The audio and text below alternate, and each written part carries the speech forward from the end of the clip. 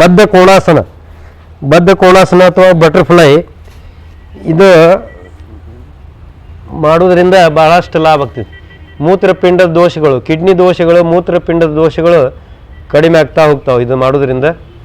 ಮತ್ತು ಮಹಿಳೆಯರಿಗೆ ಭಾಳಷ್ಟು ಲಾಭದಾಯಕವಾದ ಇದು ಆಸನ ಬದ್ಧ ಕೋಣಾಸನ ಅಥವಾ ಬಟರ್ಫ್ಲೈ. ಮಹಿಳೆಯರ ಪರ್ಸ್ನಲ್ ಪ್ರಾಬ್ಲಮ್ ಇದ್ರೂ ಕಡಿಮೆ ಆಗ್ತಾವೆ. ಮತ್ತು ಪ್ರೆಗ್ನೆನ್ಸಿ ಪೀರಿಯಡ್ ಒಳಗೆ ಇದನ್ನು ಮಾಡ್ಬೋದು. ಪ್ರೆಗ್ನೆನ್ಸಿ ಇದ್ದಾಗ ಇದು ಮಾಡೋದ್ರಿಂದ ನಾರ್ಮಲ್ ಡೆಲಿವರಿ ಆಗ್ತೈತಿ, ಅಷ್ಟೊಂದು ಇದರಲ್ಲಿ ಲಾಭ ಐತಿ.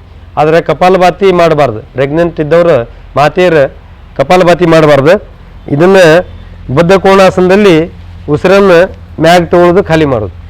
ಮೊಣಕಾಲು ಮ್ಯಾಲೆ ಬಂದಂಗೆ ಉಸಿರು ತೆಗೆದುಕೊಳ್ಳೋದು, ಮೊಣಕಾಲು ತೆಳಗೆ ಹೋದಾಗ ಉಸಿರು ಬಿಡೋದು. ಈ ರೀತಿ ಮಾಡೋದು. ಉಸಿರು ತೆಗೆದುಕೊಂಡಾಗ ಮೊಣಕಾಲು ಮ್ಯಾಗ ಬರೋದು, ಉಸಿರು ಬಿಟ್ಟಾಗ ತೆಳಗೆ ಹೋಗೋದು. ನಿಧಾನಗತಿಯಲ್ಲೇ ಮಾಡ್ತಾ ಮಾಡ್ತಾ ಫಾಸ್ಟಾಗಿ ಮಾಡೋದು. ಯಾರಿಗೆ ರೂಢಿ ಇಲ್ದವ್ರಿಗೆ ಸ್ವಲ್ಪ ಮಾಡೋದು, ಜಾಸ್ತಿ ಮಾಡಿದರೆ ನೋವಾಗ್ತವೆ. ಅದರೊಳಗೆ ರೂಢಿ ಹೆಂಗೆ ಬರ್ತಾ ರೂಢಿ ಇದ್ದವ್ರು ಮಾಡ್ತಾ ಹೋಗೋದು. ಕತ್ತು ಬೆನ್ನು ನೇರವಾಗಿರಲಿ, ಮುಖದಲ್ಲಿ ಮಂದಹಾಸವಿರಲಿ, ಆನಂದದಿಂದ ಸಂತೋಷದಿಂದ ಮಾಡೋದು ಬಟರ್ಫ್ಲೈ.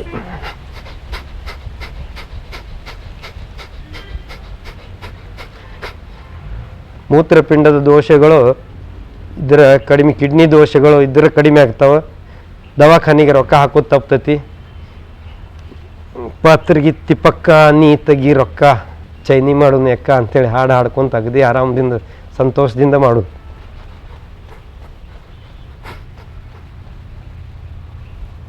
ಉಸಿರು ಬಿಡ್ತಾ ಡೌನ್.